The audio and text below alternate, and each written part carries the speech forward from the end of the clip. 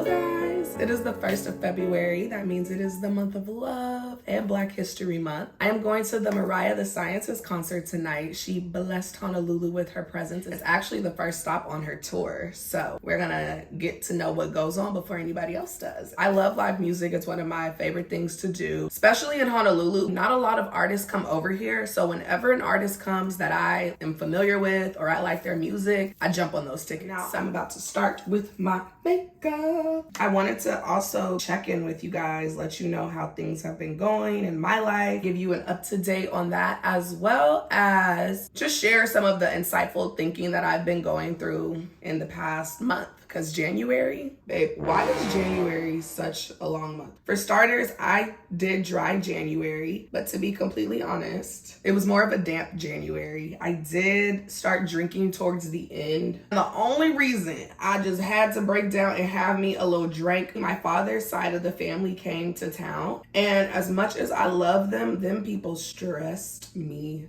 out. I went out a couple of times during dry January or damp January, and I was sober. And I actually still had a good time. Once you take a break from drinking or whatever your vice may be, and you realize that you can actually function and still have fun without it and not feel hungover the next day, you kind of gravitate towards that. I am going to be drinking tonight though, not gonna lie. Not getting plastered because it's a Thursday and I do still have work tomorrow, but I might enjoy a little adult beverage or two. Speaking to my father's side of the family being in town, that was an experience on its own. I actually vlogged our week together.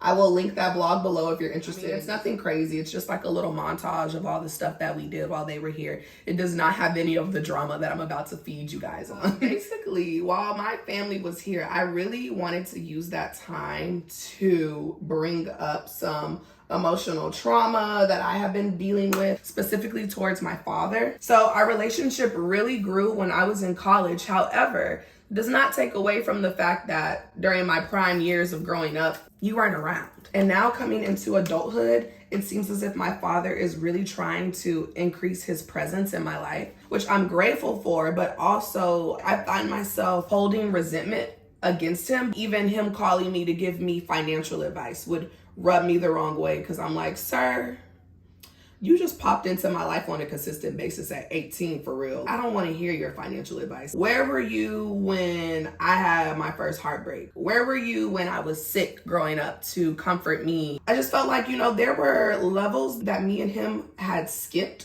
And unfortunately, we cannot change the past and go back. But also moving forward in the future, I'm proceeding with caution because I just feel like you don't really know me. I don't really know you. I don't know. It's just a lot of angst behind the situation. The first conversation got a little heated because I will admit I might have not brought it up in the best time. So I brought it up when my entire family was together. And we had also been drinking. We had bought like a bottle of wine and we were at the house drinking the wine. So at that point, I'm a little tipsy. I'm feeling confident. My father's a little tipsy. He's feeling however he's feeling. So I asked my aunt, like, what do you think your father taught you? And surprisingly enough, she could not come up with an answer.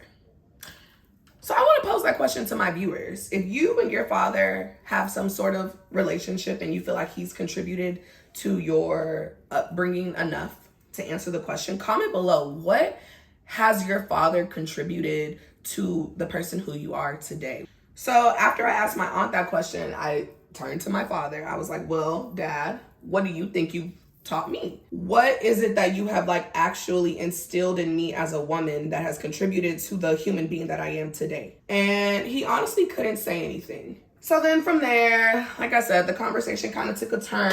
I brought it up in the wrong time. I shouldn't have done it after we were drinking because emotions were high. And also I probably should have waited till we were alone, because after I brought it up, everybody kind of chimed in and used that as their opportunity to address issues that they had with my father. With that being said, the conversation didn't go well. In fact, my dad was actually making jokes about all of the situations I was bringing up to him. Anyways, after my auntie and my grandmother left the house, for some reason, I am feeling this lime green. I don't know, for some reason, I'm feeling it, you guys, so I'm just gonna go with it. Me and my dad were actually able to have more of a real conversation, which that was a life lesson in itself. If you're gonna confront someone, you have to understand that people have egos, and people also have their own trauma with everyone else. Like, they might not want to be vulnerable and discuss all of these things in front of everyone. So that was a life lesson for me, to pick the right moment next time. I got so much understanding of my father and his situation and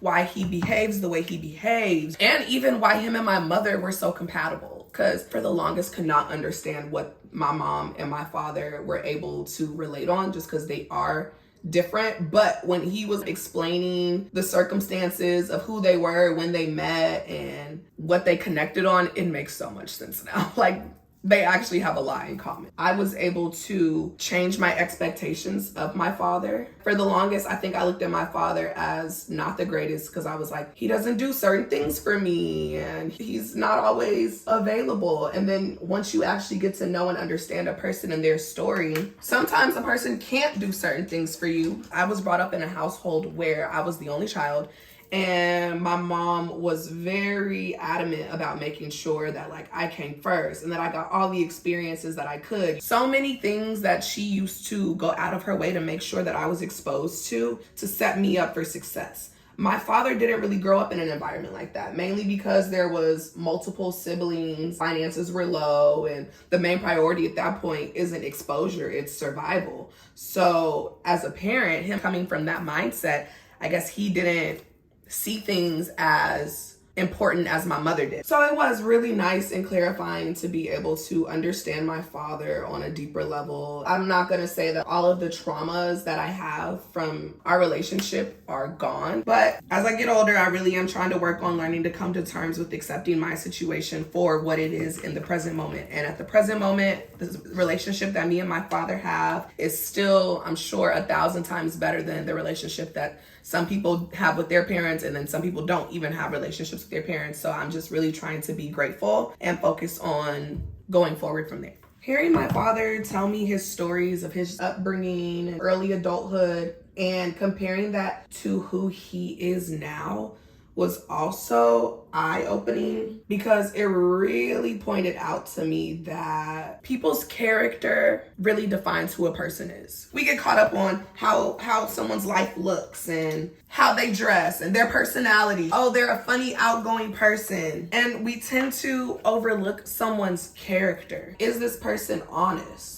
Is this person rude, loyal, trustworthy? So many people don't pay attention to that, and they end up in these very sticky situationships because they think like, oh, he's so cute and he's so funny, but he's not an honest person. He's not a kind person. He's not a respectful person. And now you done messed around and got pregnant. And that person, his character is not going to change. Granted, people can change if they want to change, but if someone genuinely does not have the will to change, they're not going to change. So that man is still going to be a disrespectful, rude liar, even though he is a father. He might even fuck around and lie to your child because that's his character. Just so many life lessons that I learned in like the short little week that I was with my father. And this was I think the most time that we have spent together on a consistent basis, because he was here for a week. If I've learned all of this from you in 1 week, like, imagine how much I could have learned in a lifetime. So, babe, please pick your friends, your lovers wisely. Judge people by their character and their actions, not by their personality or how they present themselves on social media, or even how they present themselves in person. Because somebody could sit up in your face and be like, oh yeah, I'm a nice person, I'm an honest person, and when you turn your back, now they're trying to fuck your man. I am still very much single. I don't even have like a situationship. I don't have a friends with benefit. I don't have anyone that I'm like texting. Babe, I am single. I don't have a roster. It's blank. There's nothing there. Back in December, I met a guy and I thought it was gonna turn into something because I just felt like we were connecting and we were like communicating for a little bit on a consistent basis, but it ended up falling off. And then he ended up coming back around like a week later with like, oh, sorry for the late response. I was sick. How are you? I follow this man on social media. I don't know if he forgot or if he just truly doesn't care, but that man was out at the club. That man wasn't that damn sick that he couldn't text me back. So it took you a week to text me back, but you was out. whatever, I'm not getting into the details. The point is, as bad as I wanted him, I had a moment of growth, and I am so proud of myself because the old me would have kept conversing with him, just texting him back like, you're a liar. I saw you at the club. You don't have to lie to me. Just be honest. All of this stuff trying to like prove to myself and to him that I know you aren't being truthful with me. But the new me simply replied and said, yeah, I'm no longer interested. I'm not attracted to your inconsistencies. And I think it's for the best if we, oh no, I didn't say I think, because I wanted to be very intentional about my words. I said, it's for the best if we go our separate ways. I'll be honest with you, that man did not fight for me. He was like, okay, I completely understand. Which was hurtful because a part of me, the ego was like really wanting him to be like, oh no, baby, please let me explain. But he wasn't. He actually chose to bow out, which setting your boundaries with people can be a lonely process, because when you set those boundaries and you let someone know that they cannot treat you a certain way, they can't play with you, you have certain standards of respect, communication, time and effort, whatever your standard might be. When you let those people know, like, this is how I expect to be treated, and if somebody feels like they're not willing to give that to you, they're gonna bow out. So setting up those boundaries and really following your standards, it might become a lonely process. You might realize that people around you are dropping like flies and you don't really have anyone to latch onto because you're not tolerating the bare minimum. And that's literally okay. That honestly needs to happen. You need to clear the dead weight mentally, physically, get all that shit out of your way so that what's meant for you can come to you and you are open and able and ready to receive all things that are meant for you. I was really proud of myself for setting up those boundaries, because I'm telling y'all, the old me, literally, I would have tried my best to like confront him on being foul and attempt to make sure that in the future he doesn't treat me that way. But he's already showed me his true colors. He's already shown me that he's an inconsistent person. That's his character. He is okay with dipping out and dipping back in a week later. And then he showed me that he's dishonest because he wants to say that he was sick, but he was at the motherfucking club. Nigga, what? Boy. Bye, child. That's why it's so important to love yourself and be able to have those standards for yourself, because people are going to treat you the way you allow them to treat you. Okay, I'm going to get dressed really quick and then I'm going to keep talking to you guys more after that. My scent for the night is going to be my Chanel Chance.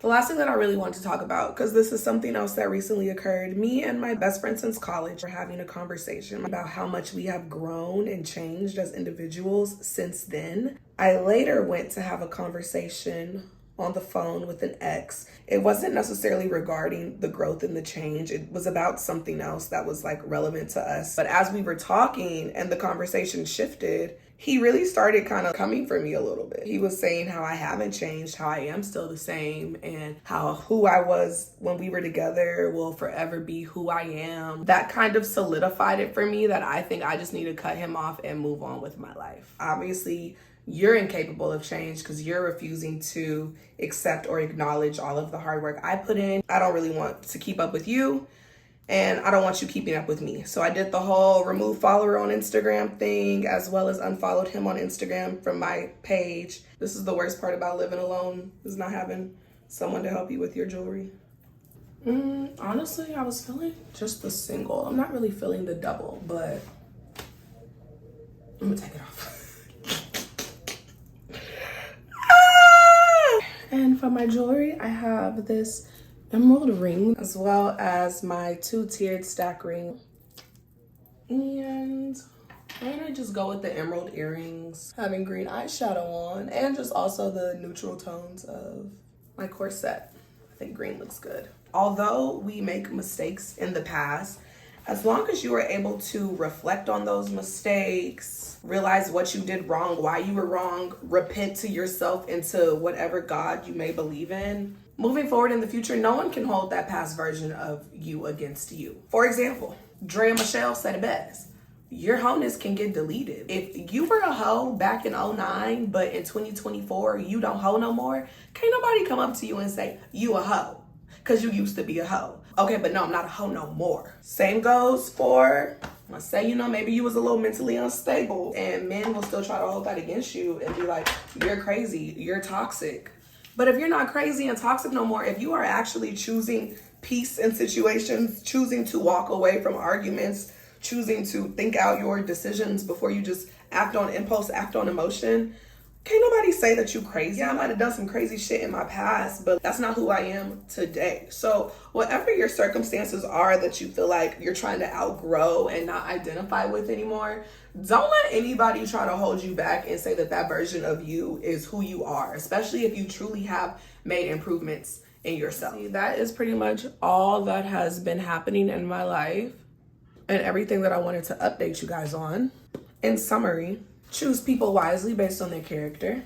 Love yourself enough to not tolerate foolishness from anybody. And focus on growth and know when it is time to leave a situation behind if it is no longer aligned with who you are in your present day. All right?